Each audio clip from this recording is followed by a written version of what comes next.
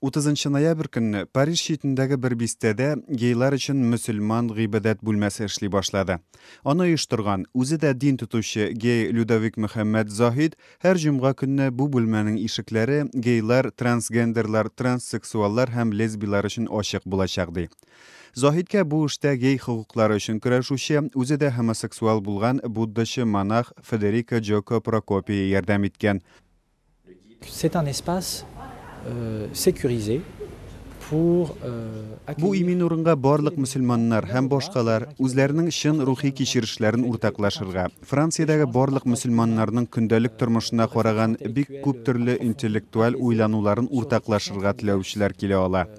Boshqa shortlarda, boshqa masjidlarda söylashib bo'lmay turgan narsalar turunda munda söylashuv mumkin bo'lacak deydi Zohid.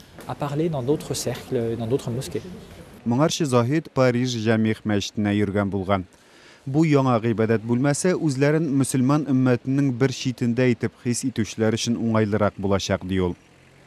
فممكن بعض المسلمين هنا ما يفهموا لماذا حبينا نفتح مثل هذا المسجد هنا في باريس لكن Qayber musulmonlar Parijda bunday masjid ochiluvini anglamasqa da mumkin.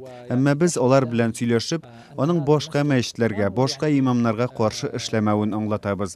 Bu boshqa jamoatchilik masjidlarida namoz o'qirga tilamovchilar uchun maxsus masjid. Chunki qayber homoseksuallarni Alloh shulay yaratgan deydi Zohid.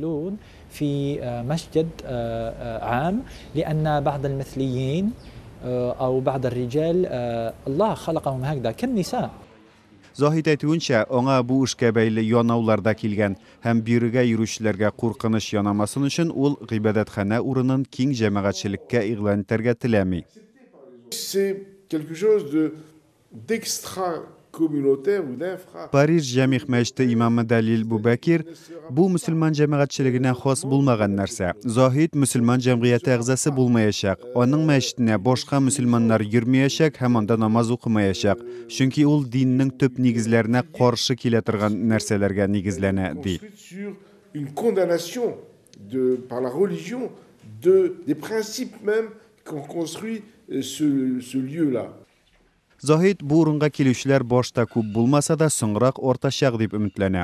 Uning yetakchiligidagi Fransiyaning homoseksual musulmonlari ismli uyushmada da boshda 6 gina a'zo bo'lsa, hozir ularning soni 325 ga yetgan.